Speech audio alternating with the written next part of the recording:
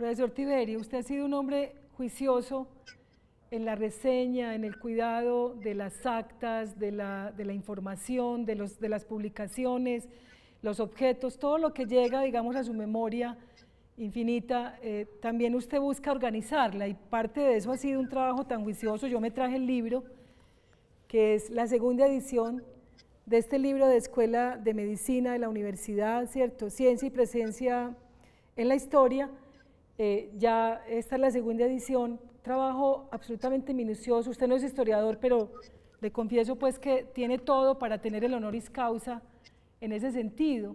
¿Cómo ha sido esa labor de verdad de esforzarse y de inquietarse por eso de esa manera tan denodada? Porque cualquiera que quiera saber de la medicina de Antioquia tiene que buscar a Tiberio, tiene que consultar a Tiberio. Es una fuente, como llamarían oral, pero para mí es un tesoro vivo. Profesor, cuéntenos de eso.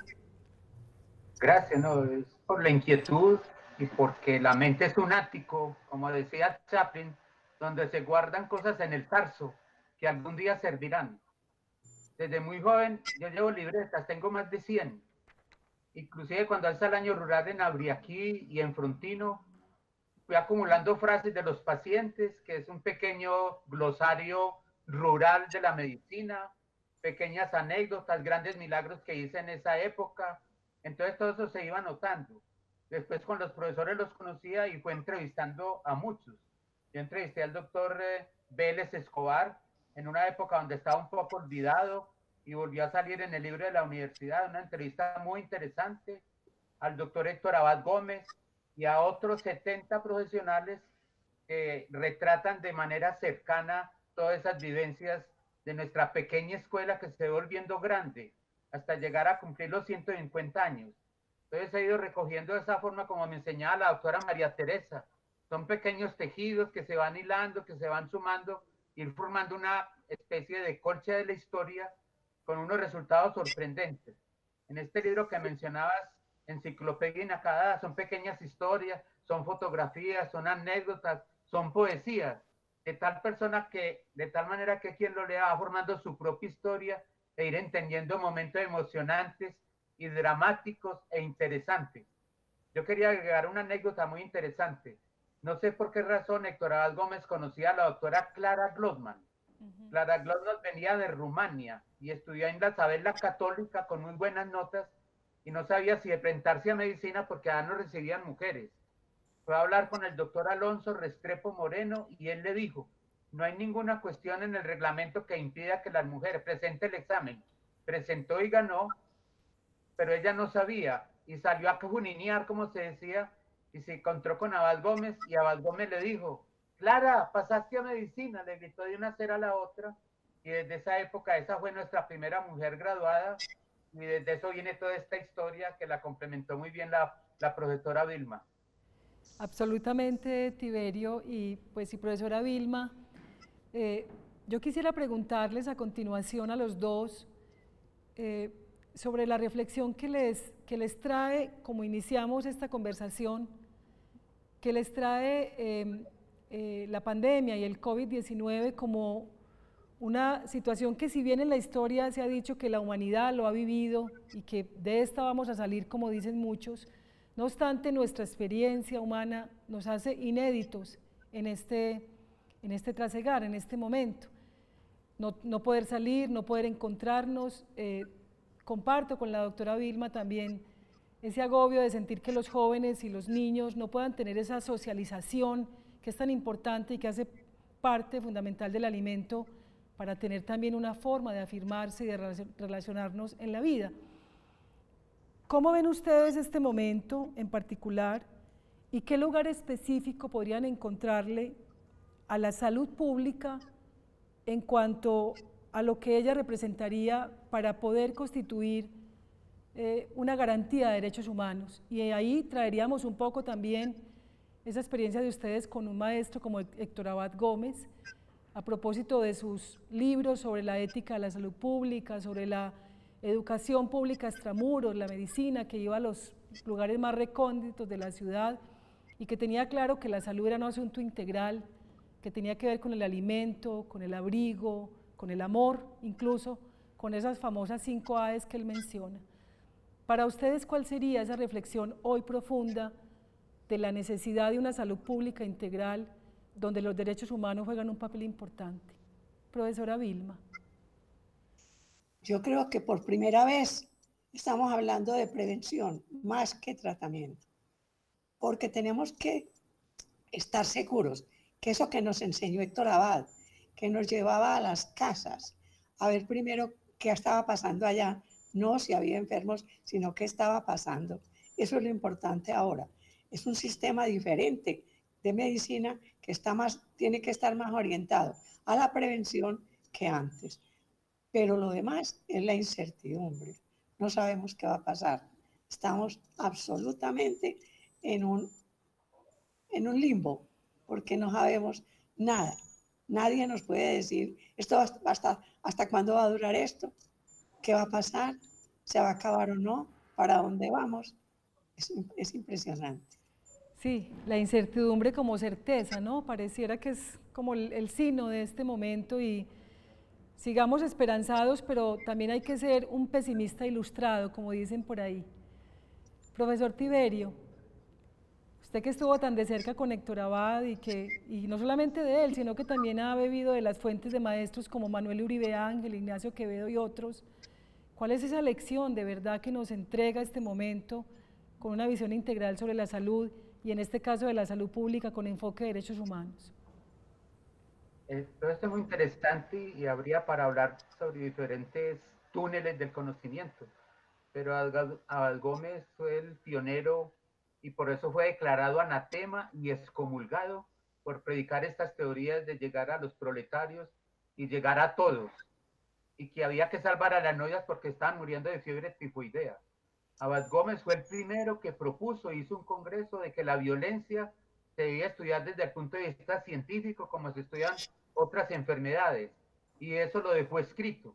Entonces el hombre es grande porque cada que uno lo lee, lo recuerda o lo ve en su pensamiento, siempre hay una lesión aparente y lo vamos a ver en El olvido que seremos, que es una cinta que lo retrata extraordinariamente. Recuerdo su risa, su forma de hablar, su forma de pausar, de reflexionar y de enseñar. Los que nos interesamos por la literatura, él nos acompañaba. Si queríamos fundar una revista, él nos ayudaba. Pues que fue una persona que los que tuvimos la oportunidad nos marcó para siempre. Esta pandemia nos ha puesto a reflexionar lo de la fase terminal y dos aspectos que yo llamo la geografía y la historia médica. La mayoría de los médicos nos dedicamos a la geografía, dónde está el daño, cómo se conduce, cuál es el centro cerebral, muy geográfico. Pero con los que trabajamos con la historia y la parte paliativa es la historia del paciente, su lección de vida, su historia antigua. Entenderlo, escucharlo, tener esa virtud de escuchar al otro y encontrar un consuelo cuando no hay una forma de curar, como decía la doctora Vilma. Estamos aprendiendo nosotros mismos y esperamos no sucumbir para que con estos nuevos bríos y estos conocimientos y estas reflexiones y estas experiencias a las generaciones futuras les podamos ayudar mucho mejor. Bueno, si hipotéticamente tuviéramos en la ciudad de Medellín, soñemos, un lugar, un museo que alberga la salud y la vida como un principio integrador, donde no solamente está la salud desde el punto de vista humano, sino que también están los animales, las especies, los árboles, y hay una integración de las distintas áreas de conocimiento.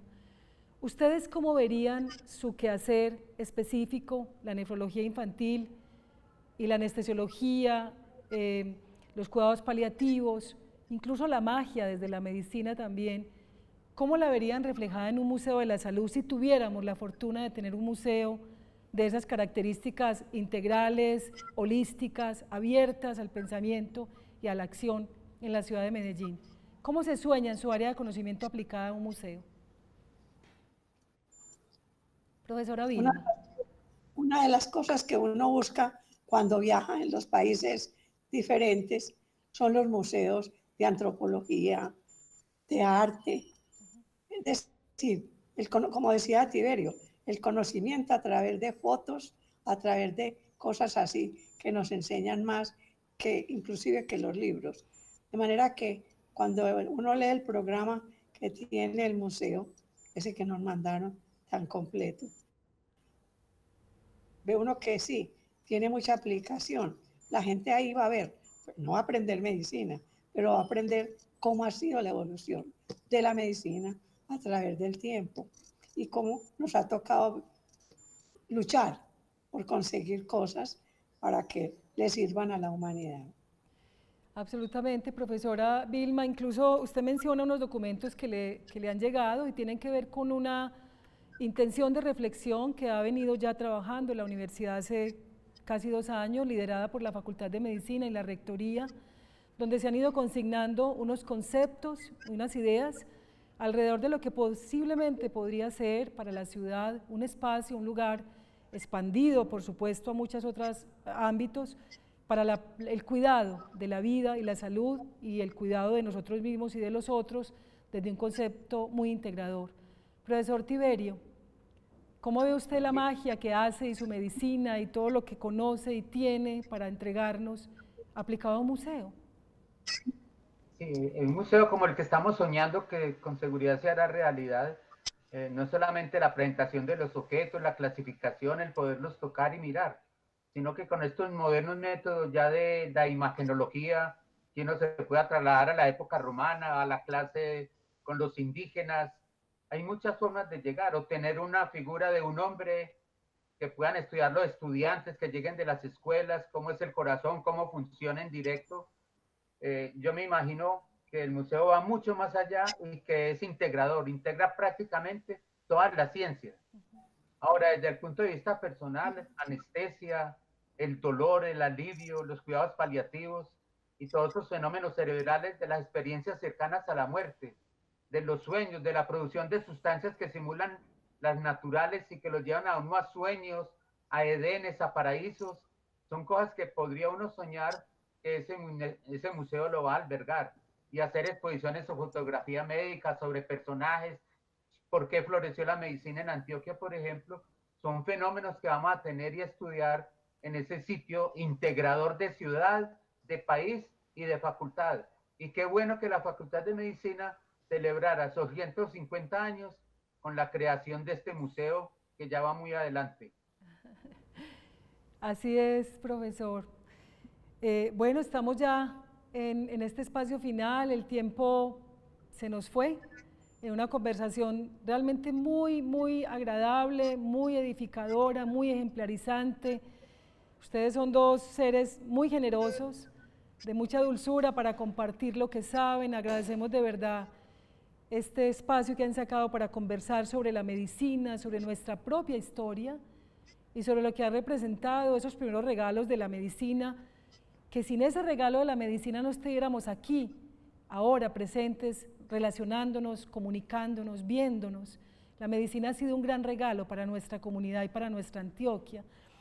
Quiero simplemente cerrar con una pregunta para ustedes antes de concluir, y es, ¿qué consejo, qué reflexión, qué palabra, qué frase tendrían para compartir, no solamente con los jóvenes que se están formando en este momento en el área de la salud y muchos que también ya están en ejercicio, batallando en este momento de incertidumbre, en primera fila en los hospitales, en las atenciones que la medicina pues nos ha permitido y que aplaudimos con creces, sino las distintas áreas, porque esta pandemia también ha demostrado que el arte, la literatura, la música, la escritura, la psicología, muchas áreas infinitas tienen que ver y cumplen un papel muy importante en un momento de incertidumbre como el que vivimos ahora como humanidad y del cual, como diría un poeta, nos queda solo sobreponernos. ¿Cuál es esa frase? ¿Cuál es esa reflexión a los otros, que sin duda es un gran nosotros también? Profesora Vilma. Para mí lo más importante es que la esperanza es lo último que se pierde. Eso nos tiene que llevar adelante y no dejarnos vencer. Yo resumiría parte de mi filosofía y de la medicina, porque aparentemente o estamos muy aliviados, pero va a llegar el momento de las decisiones. Y yo siempre he trabajado 4 palabras que resumen esta filosofía, que se pueden aplicar, y el que esté oyendo lo puede aplicar en su momento. Y son estas 4 que yo le agregué una quinta.